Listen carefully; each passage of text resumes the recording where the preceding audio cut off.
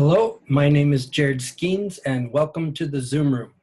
Today, we want to start a new unit, Pure Maths 1, Coordinate Geometry, Part 1, and we're going to start with a mind map. Now, coordinate geometry has two main focuses in it. One is on lines and the other is on circles. So circles actually is a new part to the syllabus in this new syllabus cycle, but we'll get to that in later videos. What we want to start with here at the beginning is the lines section, and most everything that is in the lines content for Pure Maths 1 is actually things you've already learned in the IGCSE curriculum. So it should all be review as far as the content.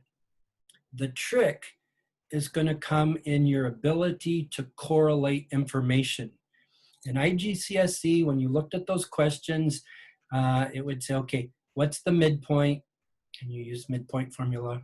What's the distance between 2 points? You do that. And it was a little bit more one per one, with the exception that IGCSE did include perpendicular bisectors, which we will also get to again in our coordinate geometry. However, the Cambridge question types for Pure Maths, some of the questions do break it down into parts for you. Another one question might have several parts.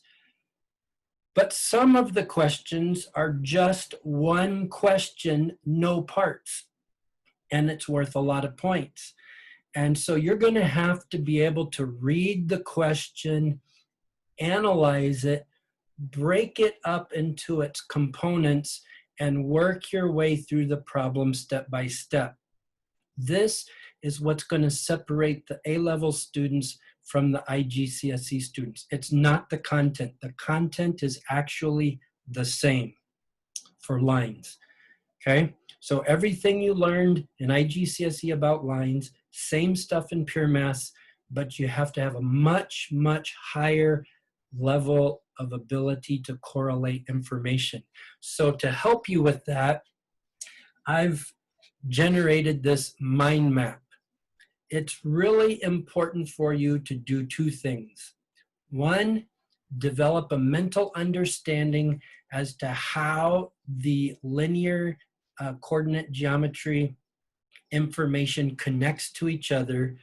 And two, you'll want to draw yourself a diagram, because if you just start looking at a bunch of words, your mind without some sort of a visual aid, it'll get confusing. So you need a mental map, and you'll need to draw a visual diagram. That's my two best pieces of recommendation I can give to you. So let's look at the mind map. Now, when you look at this at the beginning, you might think, do I have to memorize that? No, you do not have to memorize it. However, you do need to make these mental links. Everywhere you see a line going somewhere, that is a mental connection correlating two pieces of information. So we're going to start with coordinates. This is called coordinate geometry. In other words, what can you do, geometrically speaking, from a set of coordinates? So when we talk about coordinates, we know that that is an x, y ordered pair, which we call coordinates. So here we have coordinate A, and we have its x, y value. Whatever those numbers are, or even if it happens to be a letter that's put in there, that represents a coordinate. But we're going to need two coordinates to work with. One coordinate just gives you a location in space. We need to have two locations in order to do different geometric things with it. So our second coordinate we'll just call coordinate B, and it also has an XY ordered pair. Now, to help us keep track of these two XY values, we'll use the subscripts. Again, remember, subscripts have no mathematical value. They just help you to keep track of the first ordered pair and the second ordered pair.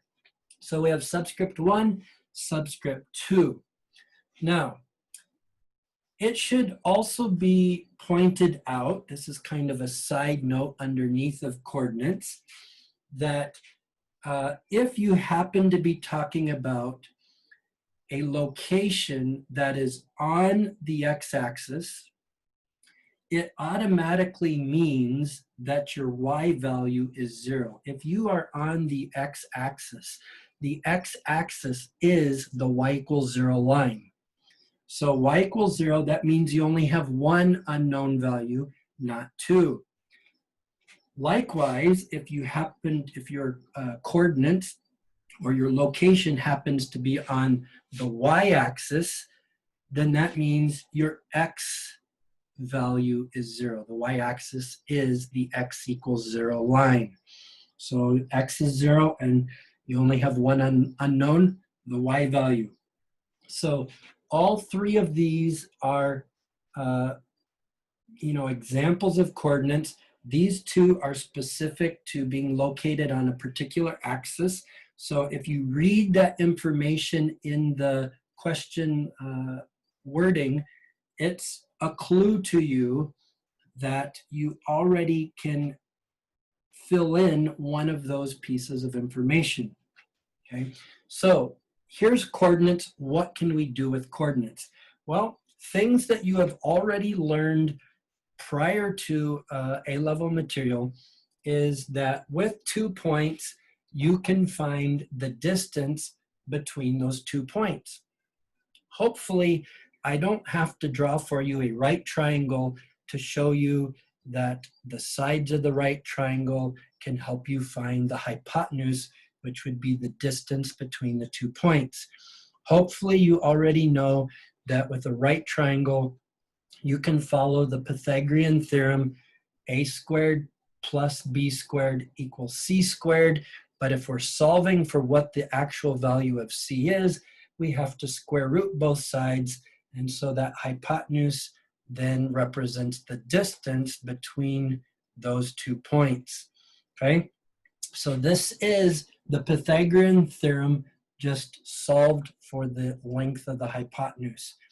So sometimes students forget the signs. Don't forget the signs. It's a squared plus b squared equals c squared. But in order to find the a and the b, you have to subtract your 2x value to find that length, and you have to subtract the 2y values to find the vertical length. So a squared plus b squared equals c squared. You should already be familiar with that formula, but it comes from having 2 coordinates. Notice there's an arrow facing the other way, meaning if you had 1 coordinates, or if you had 1 coordinates and a point but missing a point, and you had the distance given, you can work this the other way to find the coordinate, or at least get one equation. For example, if you have 1 coordinate, that means you're still gonna, let's say you have the x2 and y2, but you don't have the x1, y1, but it gives you the distance. Well, this will at least be one equation. Of course, if you have 2 unknowns, you need 2 equations. Well, where would your second equation come from? Well, another thing that you can do with 2 coordinates is you can find the midpoint. The midpoint is halfway in between the 2 points. So here's a different formula. Remember, midpoint is the same thing as averaging. If you want to find halfway in between, you add them together and divide by 2. That's the average. So if you average x1 plus x2 divided by 2, y1 plus y2 divided by 2, and this gives you your midpoint. Again, if you were given one set of coordinates but not the other, and you're given distance and midpoint, you now have 2 equations, and you can solve simultaneous equations to work back to your coordinates. Okay. A third thing that you can use with 2 coordinates is you can find slope between A and B. In other words, as A goes to B, we're not just looking at distance or halfway, we're looking at the rise over the run, or how sloped is this? Is it steep, or is it, just a slow rise to the line, the slope of the line? Or you might be used to the term gradient. So I use the word slope, but a lot of textbooks use gradient. Gradient and slope are the same thing. So when you see slope or gradient, and maybe I'll write gradient here just for those of you who may be more familiar with that. Gradient, because I don't want to confuse anyone with my terminology. Slope is gradient, and that is represented by the letter M. So M equals the change in Y over the change in X. Y2 minus Y1 over X2 minus X1. And to help you remember that, because again, sometimes students get it flipped upside down, it's rise over run. Rise is your Y value, run is your X value. Rise over run, okay? So here are 3 different formulas that we have already learned that we've already learned these 3 formulas that we can get them from 2 sets of coordinates, okay? So that is a correlation that you need to keep in mind. Coordinates to these formulas, or formulas back to the coordinates. Now, with coordinates and slope, we can come up with the equation of a line, okay? So a linear equation, and now I'm going to introduce this. It depends on the curriculum you use. Some curriculum prefer to follow the y equals mx plus c. Some curriculum will introduce what this one is called the point slope form, and this is the slope intercept form. So usually if you're working with graphing lines, you're going to use the slope intercept form, the slope, and then where it crosses the y-axis, known as the intercept. So this is the slope intercept form. But when you're working with algebraic linear equations, sometimes the slope intercept form is a little awkward because you still have to solve for that c. So you can plug in those x and y into our x and y variables and figure out what c is. But for this up here, I decided to use what's called the point slope form. Uses one coordinate from a point and the slope. So in this form, you don't need to solve for the c. So you just get y, which is our axis variable, minus y1, which is the coordinate from the from the coordinates, and then the slope from our slope formula times x minus x1, again from the coordinates. So with a coordinate and slope, we can come up with a linear equation. Now it's very, very, very important for you to remember, anytime that you're generating a linear equation, that the coordinates that you use must be from a point that is actually on your line. I notice when students get into these question types and they go to generate a linear equation, they get the correct slope and they just look through the question and they look for any coordinate that happens to be listed. But it doesn't work unless the coordinate that you choose is actually on this line. So if A is on the line, use A. If B is on the line, use B. If both A and B are on the line, it doesn't matter which one you use. But sometimes it's not A or B. Maybe this line is going between A and B, like a perpendicular bisector. So if this line represents a perpendicular bisector, you can't use A and you can't use B. You got to use the midpoint. The midpoint is on the perpendicular bisector. So you have to use this coordinate. Be very careful that you choose a point that is on your line, or you will end up with an incorrect equation, meaning moving forward in the problem, everything after that will be incorrect. Okay, so that's a major mistake that I see students making in these kind of question types. So here we have a linear equation. Now what can we do?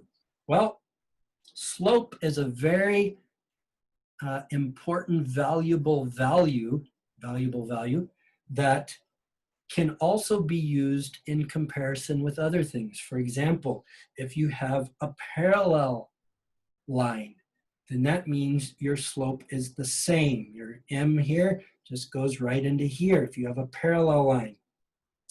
Or if you have a perpendicular line, then that means the slope of the perpendicular is the negative reciprocal of the slope that it's perpendicular to.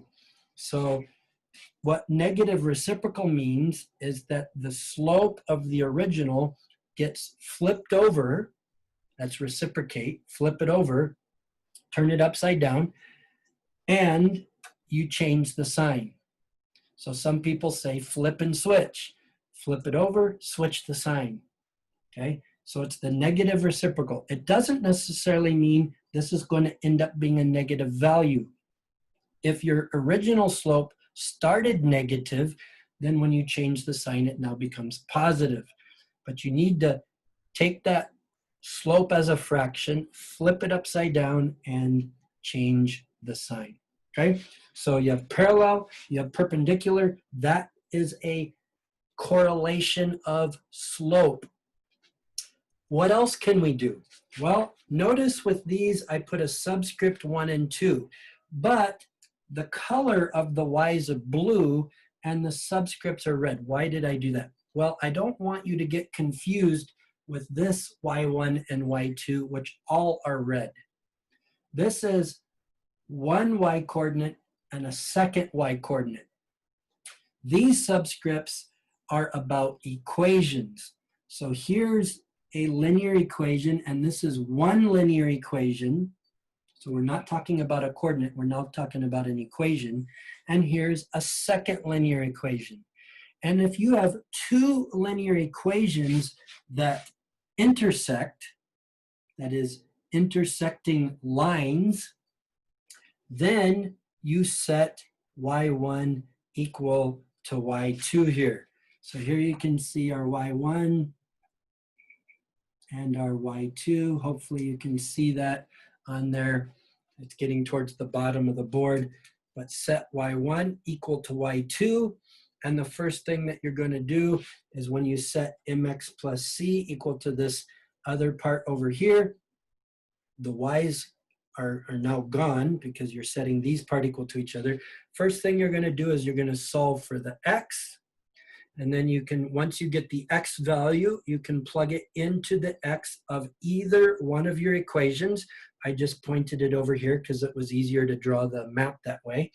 But plug it into either one of the equations and then solve for the y. And what do you know? The intersecting point now gives you another coordinate, and we end up right back to where we started with coordinates again. So it's very important mentally that you don't just know a formula for the sake of following the procedure of a formula. Math is half mental. You train the mind before you train the skill. Now, mentally, training your mind for the distance formula is connected with understanding the Pythagorean theorem. But that's one-dimensional. It's only one formula.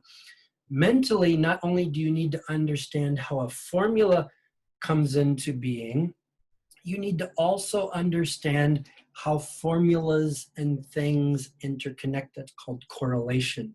And this is where it's going to, if you can do this, and this is hard to teach. I can draw the map, but you got to mentally make the connections.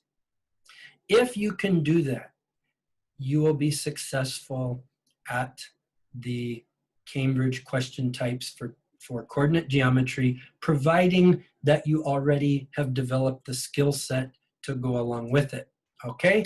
So I hope you've, let me get out of the way if you want to take a picture of it, if you need a little bit of time to write it down, but make sure you take notes. It's very important for you. There's different ways that you could draw a mind map. This is just one suggestion, but you got to make those mental connections or you're going to have a difficult time. So you can always pause the video there to get that if you need it. I'm going to erase it and set up for our first example. Okay, here's our first example, and our mind map is gone, but I hope you've got that mental connection there. I just kind of summarizing the question because writing out the questions are a little bit long, but here we have a point A with coordinates 1, 3. We have a point B with coordinates 9, -1. D is the midpoint of AB, and C is a point of unknown location with just coordinates X and Y. Now, fortunately, in this particular question, which is why I picked it for the first example, they do break it apart into a logically progressive situation so that you can go step by step. Not all questions do that, but this particular question does. So we're going to work through it step by step and see what pieces of our mind map that we need to use to answer these questions. So we have an I, and an IV. So I is just find D, and D is midpoint. So we use our midpoint formula. So we can use here, remember midpoint is just adding the x's together, 1 + 9 divided by 2, and 3 plus the -1, or 3 - 1 divided by 2. So our coordinates for D, 10 divided by 2 is 5, and 2 divided by 2 is 1. So we get 5, 1 as our coordinates for D. Now, pretty easy, right? That one was straightforward. Midpoint formula. Okay, now we start getting into a little bit more interesting information. Maybe you look at this and see CD squared equals 20. What does that mean? Or show that y equals 2x - 9. I don't see anything. I see a 9 up here, but I don't even know if it's related to this. Read through the question first. Look at all the parts. Read through everything first. And like I said, my second piece of advice, not only the mind map, but also draw yourself a little diagram. So maybe I should have had you read through it first, but this first piece was quite easy, just the midpoint. So here, find an equation in X and Y. Okay, show an equation also in X and Y. And then it says to use our result from II and the result from III to find possible coordinates, plural, of C. Well, to find the coordinates of C, there are two unknowns, the X and the Y. So in order to find two unknowns, you need two equations. So these two equations, one of them is already given. We just have to show it. That's nice. We already know what the answer is. We just have to work to it. These two equations are going to be used to find our X and Y values. And notice it say possible coordinates. This possible is a clue that C could be in more than one location. Like, well, how does that, what does that mean? This is where a diagram would be helpful. Now, when you do a diagram, you don't really, you do have to pay a little bit of attention to your things, but read the whole question see if there's something like crossing the x-axis, crossing the y-axis. Those kind of statements are going to require that your graph be a little bit more correctly oriented if it has to go over an x-axis or a y-axis. But if it doesn't really have any orientation, you don't always have time to make a nice, 1, 2, 3 graph diagram. So read it through just to make sure you understand what's necessary for orientation. But really, all you need is just a mental picture. How it's oriented isn't really what's important, unless, like I said, you have an indicator, like you have to go over the x or y axis. Okay, so what we're looking at is we're looking at a point A and a point B, and point D is in the middle, just roughly here. Here's our D, and somewhere there is a C. Okay, so we know that D is in the middle of AB, and we already found it. If you want to, you can even put in your coordinates 1, 3. This is 5, 1, and this is 9, -1. Now, so you can see there's this general downhill from 3 on the y to 1 to -1. So the orientation's roughly, but even if you happen to do yours up, it doesn't really matter. It's the spatial orientation that's more important than exactly where you're at on the graph itself. So the spatial idea, so it says that C to D has a certain value, but it also says that A to C and B to C are equal. This is what's important. A to C and B to C have to be equal. That means that C is going to be on this perpendicular bisector.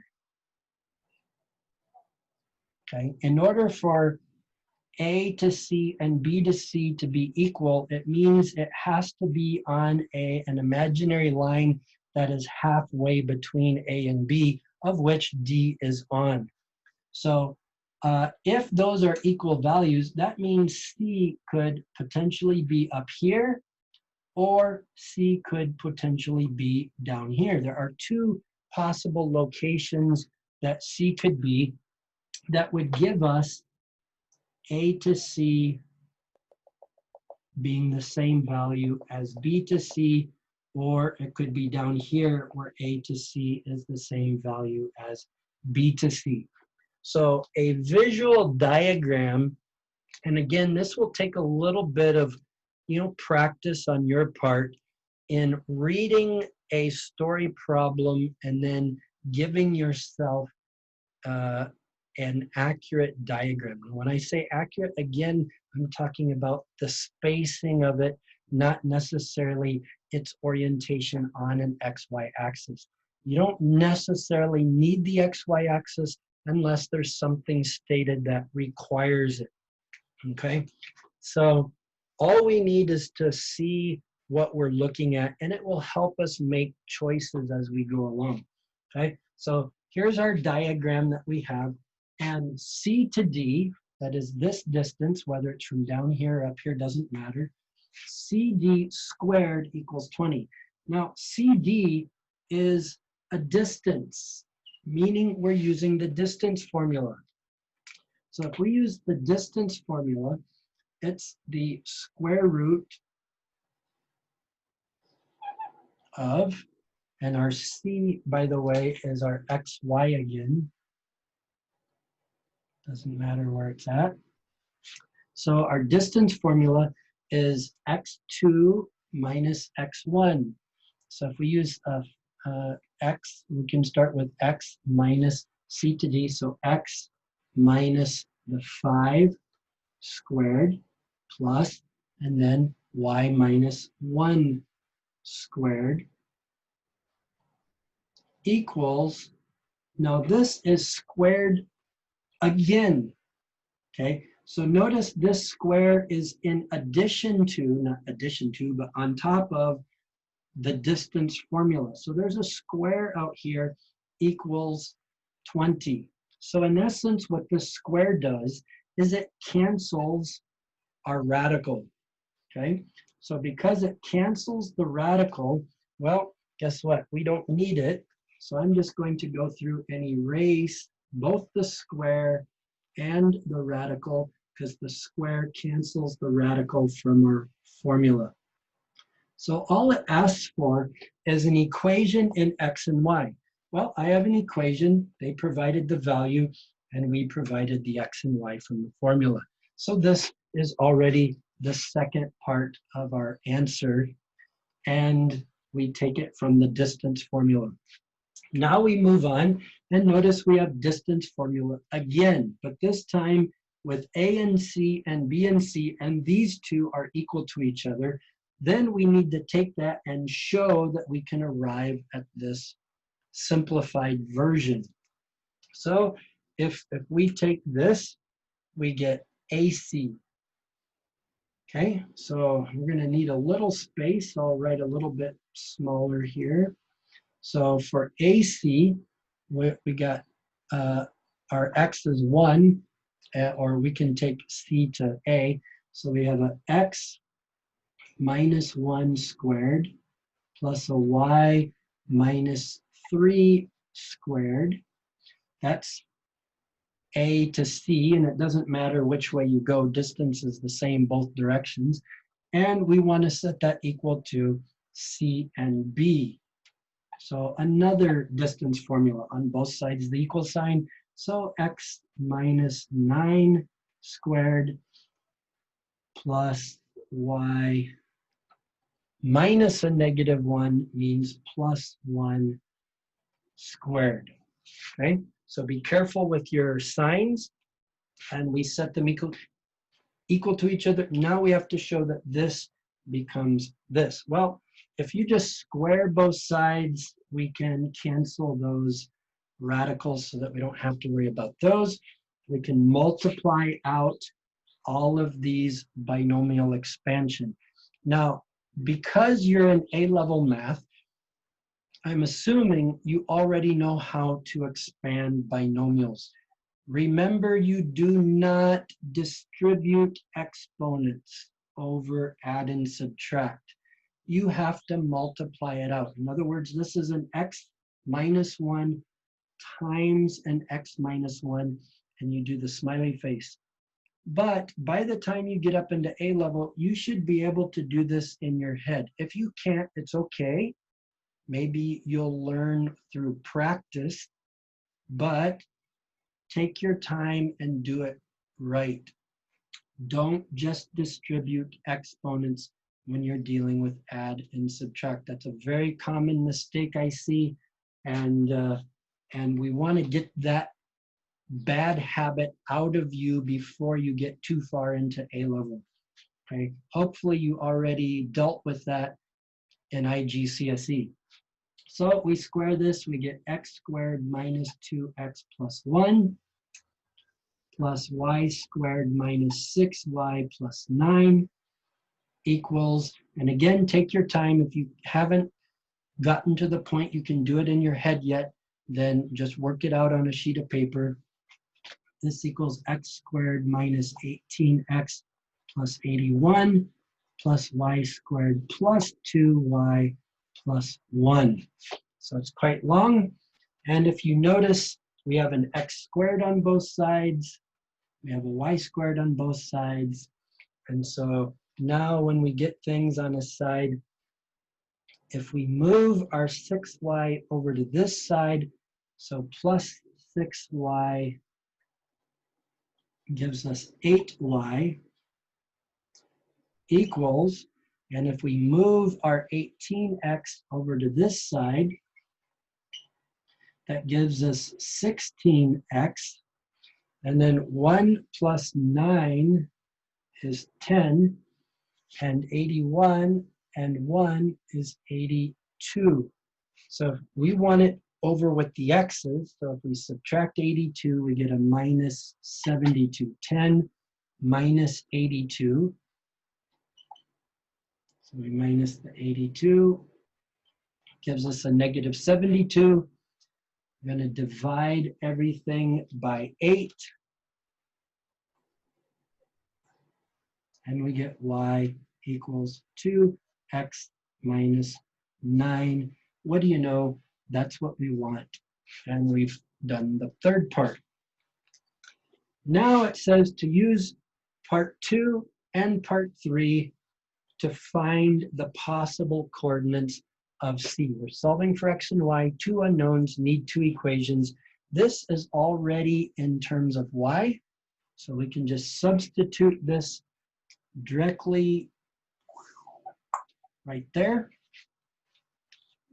And we're going to get x minus 5 squared plus 2x minus 9 minus another one.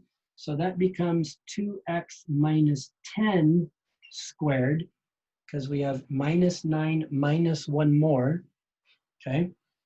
And so if you need to write that up here, 2x minus 9 minus 1, okay, gives us our 2x minus 10 squared, equals 20. So now we have all x's. So we get x squared minus 10x plus 25 plus 4x squared. So that's 20 doubled because you have the nose and the mouth, is minus 40x plus 100 equals 20. Now notice we have a quadratic. So this is a good review of our quadratic section. So we have 4x squared and x squared is 5x squared. 10 and 40, they're both negative, makes negative 50x. Here you have a 25 and 100. Well, that's 125 minus 20 gives us 105 plus 105 equals 0. So divide everything by 5, gives us x squared minus 10x. 5 goes into 10 twice and into 5 once. And then the factors of 21 are 1 and 21, 3 and 7 that have to add up to 10, but they have to be negative. So we have x minus 3, x minus 7 equals 0. So a negative 3 plus a negative 7 equals negative 10, which means our x equals 3 and x equals 7. But this wants both coordinates, the x and the y. So the easiest place to put that is right here. So if we put in a 3, 6 minus 9 is negative 3.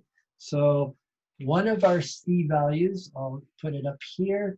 So one of our c values will be when x is 3. We plug it into here. 2 times 3, 6 minus 9 is a negative 3. And when x is 7, 2 times 7 is 14. 14 minus 9 is 5. So there are our two possible coordinates for the location of C. So notice there's a lot of work that you do, but each step is really a piece of work that you've already done before.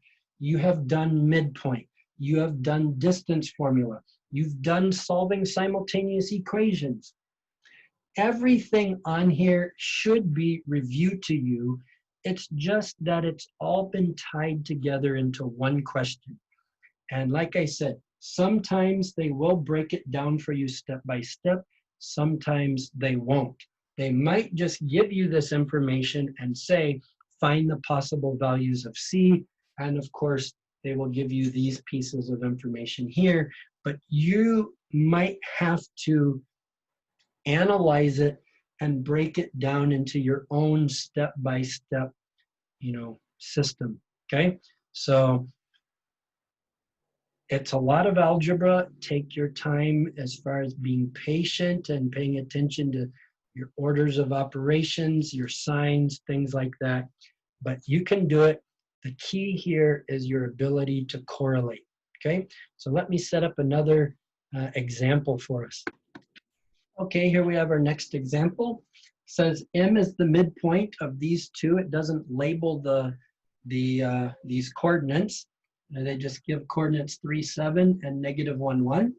Question, find the equation that goes through M and is parallel to this equation here. So this is parallel. M is our midpoint. Well, in order to find the equation of a line, you should either be thinking y equals mx plus c or y minus y1 equals mx minus x1. Okay, so anytime you're asked to find the equation of a line, you're going to want to choose one of these. And usually, if you're, like I said, if you're working with graphing, you're going to want the y equals mx plus c. But if you're working with algebra, then this one lends itself a little bit to do it a little bit more quickly. Okay, so what do we need? Well, we need m and we need coordinates. So the coordinates are going to come through this capital M, which is our midpoint. So our midpoint, M, is going to be 3 plus a negative 1 over 2 and 7 plus 1 over 2. So our midpoint is the coordinates 2 over 2 is 1, 8 over 2 is 4. So that's our midpoint. We need the coordinates of the midpoint because the midpoint is on the line. You have to have a point on the line. You cannot use the 3, 7. You cannot use the negative 1, 1. Those points are not on our line. So be very, very careful that you're choosing coordinates that are actually on your line. So we have the coordinates. Now we need the M. Well, it tells us this word parallel, meaning we want to take the M from here. So here we have x over 3 plus y over 2 equals 1. We need to get rid of our fractions, so we're going to multiply everything by 6. That gives us 2x plus 3y equals 6. And in order to find the m, we're going to use this y equals mx plus c because this is the easier one in this case for identifying the m. So we move our x to the other side. And we then divide everything by 3, and we get a negative 2/3 x plus 2. Now be careful, especially if you happen to choose this form to make your equation. I noticed that students take the slope, but they also take the y-intercept. You can't do that. These are parallel lines.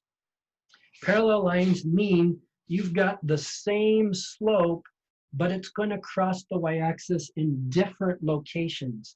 Don't take the y-intercept.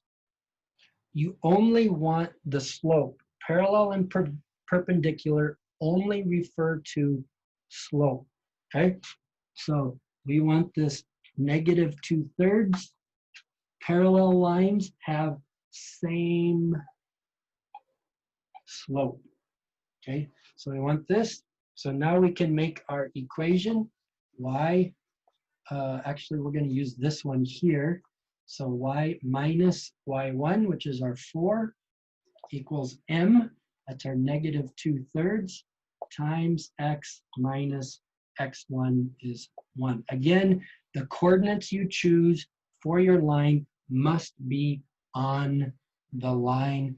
These will not work, and this will not work. You only want the slope, and you want a point on the line. Here we go. There's our equation, and we're done with this example.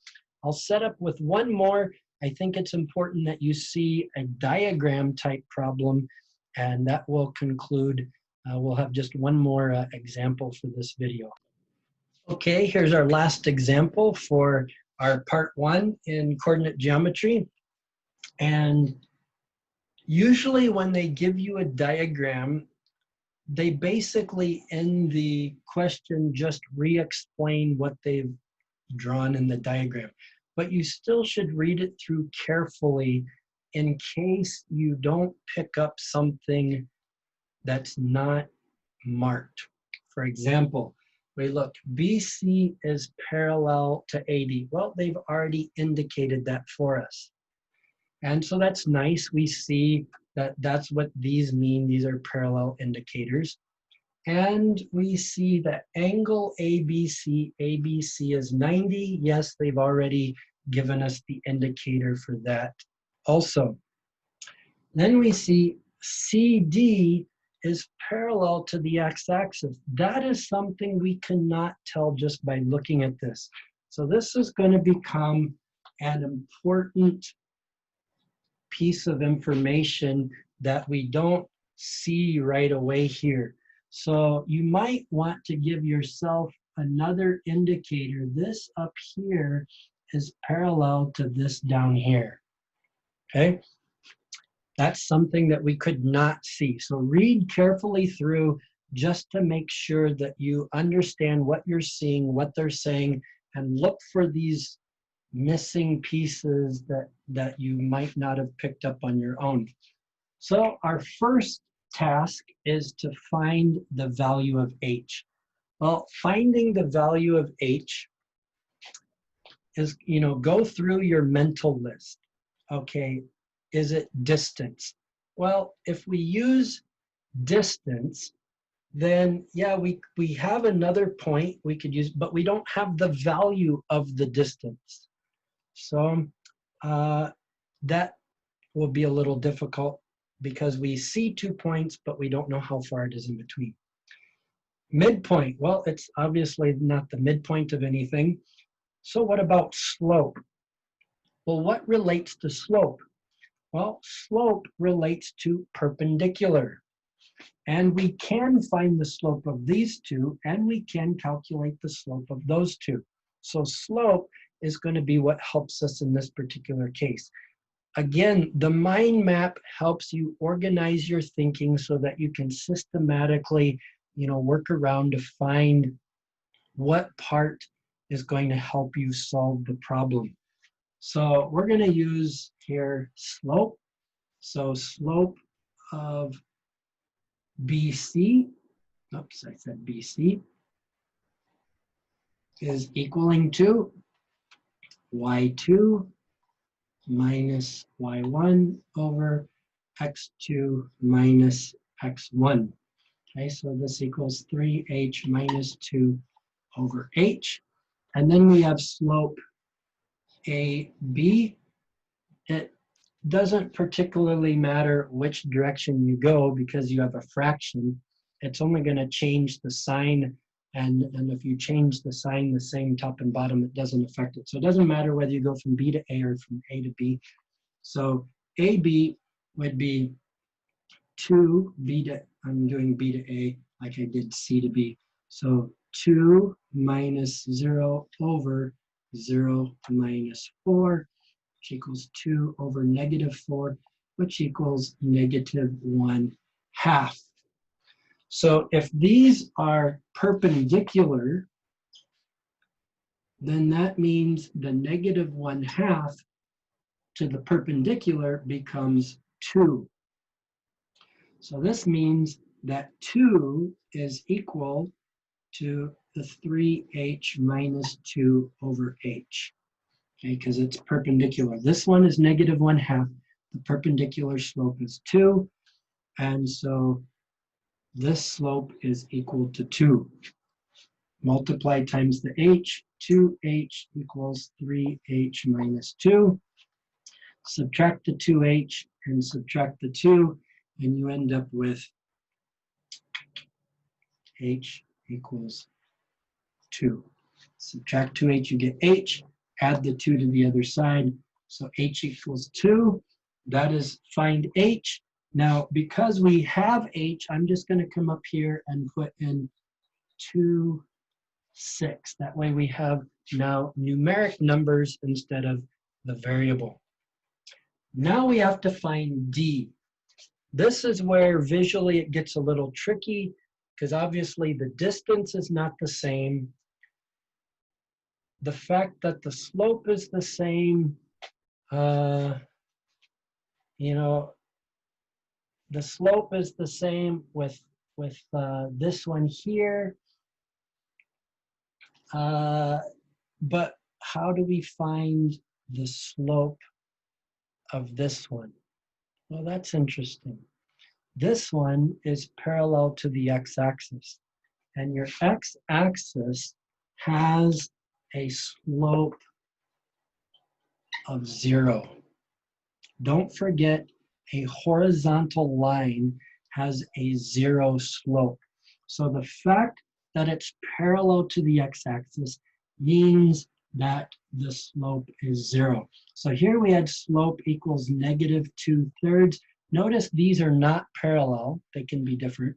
This slope was 2, and since these parallel, that means this slope is 2.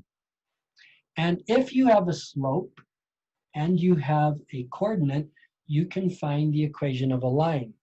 And one way to find a specific coordinates is by intersecting lines. So we want to take this line and this line to find out point D.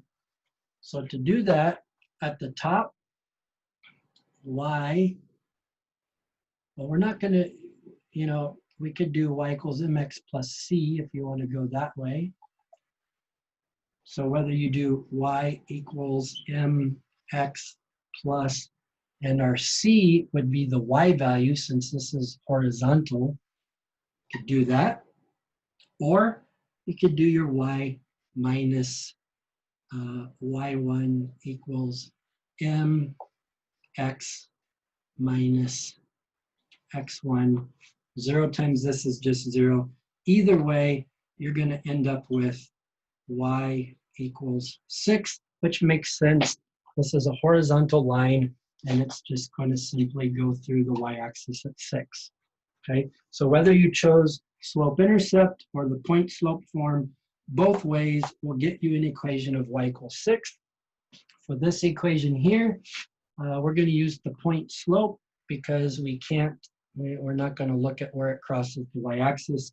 So y minus 0 equals m2 times x minus 4. Okay, so our slope is 2. So we get y equals 2x minus 8, and we have y equals 6. So 6 equals 2x minus 8. Add 8 over, we get 14 equals 2x. X equals 7. And we already know that y equals 6. So our coordinates of point D are 7, 6. D is the coordinate 7 for the x. We already have 6 for the y. Here's our final answer. Took a little extra thinking. This is really where your correlation takes place. You got to look for those clues like parallel, perpendicular, again parallel, all of those things. Very important. They tie together slope. Equations of a line intersecting will allow you to find a missing coordinate.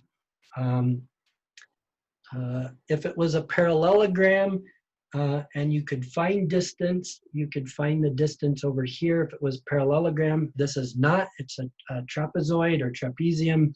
And so we weren't able to use that parallelogram to help us because this is a trapezoid. So anyway, you see again how important it is for the two things I mentioned. One, your mental ability to correlate the information. Study the mind map, get a systematic way of working through it so that you can say, does this help, until you find the right thing. And also, you need a diagram. In this case, the diagram was provided. Draw yourself a little diagram to help you visualize also what you're doing. So here is our first part of coordinate geometry. Thank you again for joining me in the Zoom room, and I'll see you again next time.